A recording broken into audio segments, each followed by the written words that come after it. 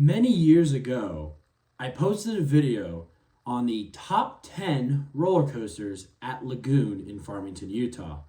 Somehow, some way, that video blew up to be, still to this day, my most viewed video on my YouTube channel. I genuinely don't know how it happened, but thank you for all those that were interested. And I apologize for the quality of the video. This was still in my channel infancy, and let's just say, I do not look fondly at a lot of my older videos, especially from 2015. And so I apologize in advance, and I think it's time to make a new version of that with a much more refined knowledge and commentary per se. Now, I do not expect this video to do just as good as that, but I still want to do it anyway because I think it's kind of cool to go back, revisit, especially since I want to bring back countdowns again in a different way, where I'm mainly going to do coaster countdowns at parks rather than just an overall generalization, because it's a little bit easier for me to do that, and I can also do it within respect of the parks themselves. So we're kicking that off by Lagoon Park, which is technically, if you do not include Yellowstone Bear World, my home park, all the way 3 hours from me right now in Farmington, Utah. So let's go ahead and kick things off with the number 11 spot, Puff the Little Fire Dragon. This should be no surprise.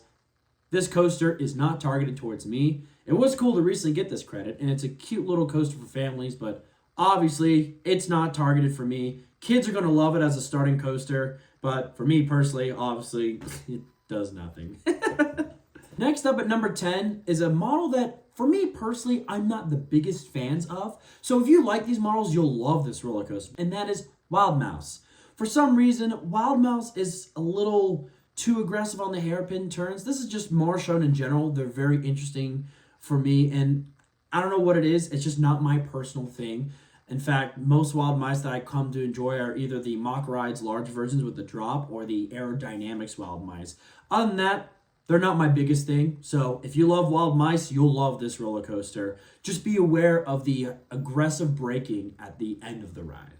I do love, by the way, the little Wild Mouse, Detective Mouse character over towards the front of the ride. That's really cute. Next up at number 9 is the Bat. The Bat is a Vekoma family inverted roller coaster. My recent ride on this, not too bad. It was actually smooth for the most part, and if you brace yourself and try to avoid as much headbanging as possible, you can have yourself a decent time. Not the greatest ride in the world, but a lot of fun. What really makes this ride really cool, though, is all the vegetation and a little bit of theming around the ride. I love the little caves by the front entrance. The handrails are going up. The color scheme's really great, too. So the scenery and the aesthetics of this ride are on point. But for me personally, the ride is okay. But I'm sure kids really do enjoy this ride. One thing that's really cool about Lagoon is its dedication towards the families. And there are so many family roller coasters here and so much to do with the parents and the kids. And that's not going to stop anytime soon, because our next spot at number 8 is Bombora. Bombora was actually Lagoon's first shot at engineering their own roller coaster. Manufactured by Intermountain Lift, it was built adjacent to the water park, and I love its theming. Has a 1950s surf, kind of Santa Barbara, California style laid back. It's really cool. I love the onboard audio along with it, with multiple different Beach Boys songs or other kind of, stuff that you would think about when you're at a beach.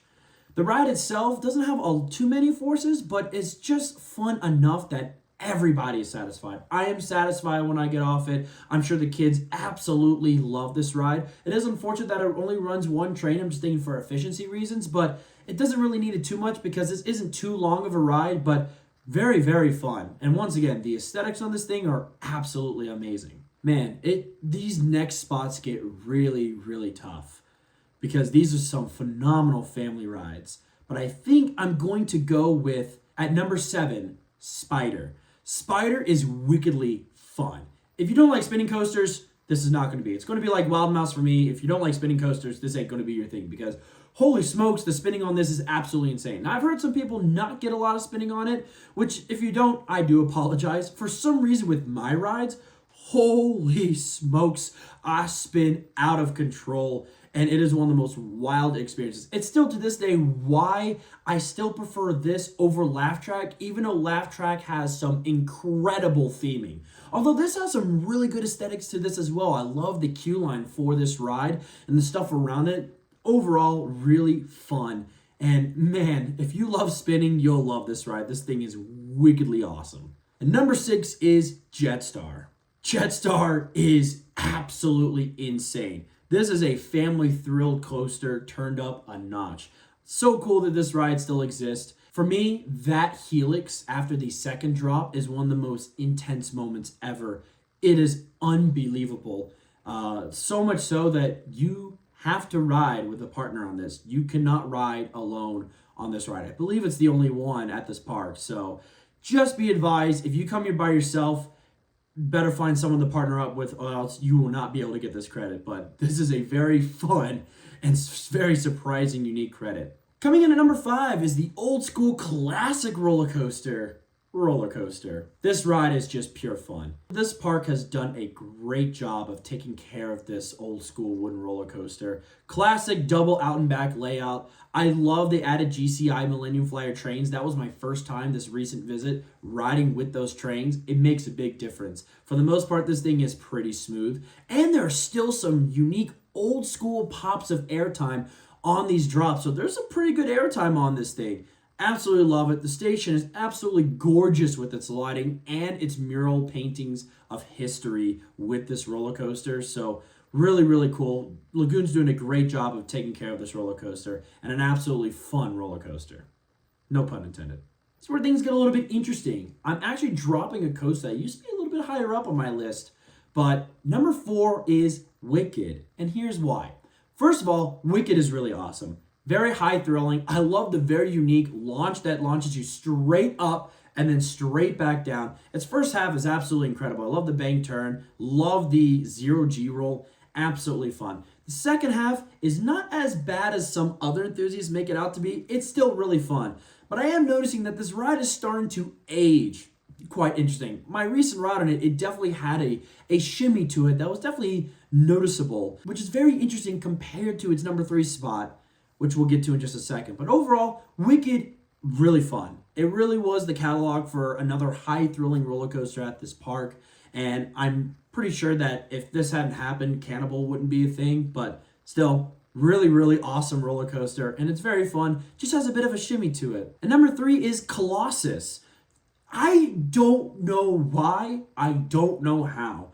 But this thing, which was built in the 70s and came to this park in 1983, is still absolutely butter smooth with no shuffle whatsoever. It's unbelievable. It's almost like they grease it so much and just put butter over the doggone ride. It is unbelievable how smooth this is. So props to the maintenance and the care of this ride. It is absolutely amazing with the age of this ride that it feels brand new. The paint scheme also helps out too. I could tell they recently repainted it.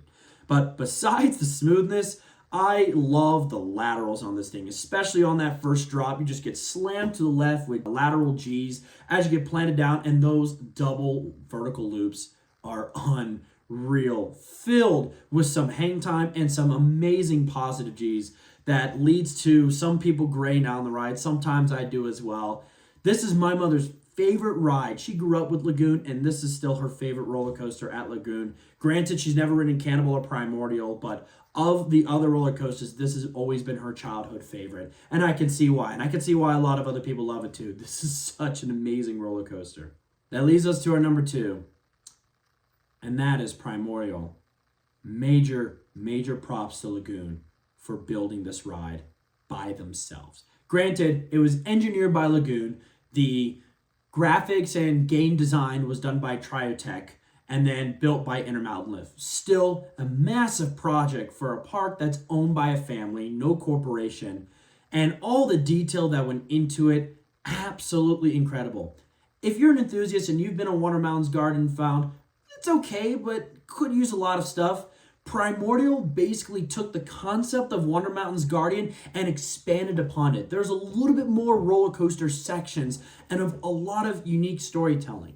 I will say, I wish there was a little bit more dialogue during the dark ride section. If you listen enough during the pre-queue with the animatronic, you kind of get an understanding at the beginning what's going on, but you don't really hear dialogue in the game until right before the end when you get to the finale of the ride, which I will not mention, but I just want to say that is super cool and very unique. I'm so glad Lagoon decided, let's just go right out of the box and do something incredibly unique and really crazy. And in my opinion, it worked out perfectly. This is pinnacle family attraction right then and there. Lagoon's got a great one on their hands. And for me personally, my number one is Cannibal. This is the best drop on a roller coaster, period. I have been on 520 different roller coasters, and not one drop compares to Cannibal, in my opinion. I am obsessed with that drop. But what's great about this ride too is that there's more than just the drop. I love the whole layout on this thing. It has some great positive G's. There's somehow some negative G's with some airtime on the dive loop for some reason. The whole thing is awesome. The sense of speed, all the architecture on the bottom of the ride that the coaster interacts with. And then I gotta talk about the amazing hang time, which one, you experience on the drop, but two, you experience on one of my favorite double inversions, the Lagoon roll. The hang time is one of the most unreal experiences. And the fact that you're this close from touching the water for the waterfall is even more awesome. This ride is such a thrilling masterpiece, and Lagoon knocked it out of the park with this ride, in my opinion, back in 2015. It is amazing that the last two coasters that Lagoon has added have just nailed it when it came to the demographic that they were intended for. Cannibal, in my opinion, was perfect when it came for thrill seekers, and then Primordial just was perfect for the families. And so, what a 1-2 punch at this park. But there are some great roller coasters that I mentioned as well. Lagoon's roller coaster collection, in my opinion, is absolutely wonderful, with a great supporting cast, great lineup for families, so kids and young kids or adults that don't like thrill seeking so much, there's a lot to do here. And so that is what's awesome. So that is my list for the best roller coasters at Lagoon. If you have been to Lagoon, go ahead and let me know in the comments down below your list of your favorite roller coasters at Lagoon. You can either list all of them or just list some of your favorite roller coasters at Lagoon. If you enjoyed this video, go ahead and give that a big old thumbs up, as it helps the channel and gets the YouTube algorithm as I'm trying to grow out this channel. If you haven't hit subscribe yet, go ahead and hit that subscribe button, and I'd very much appreciate it. Thank you guys so much for watching, and as always, roller coaster fanatics, keep coasting.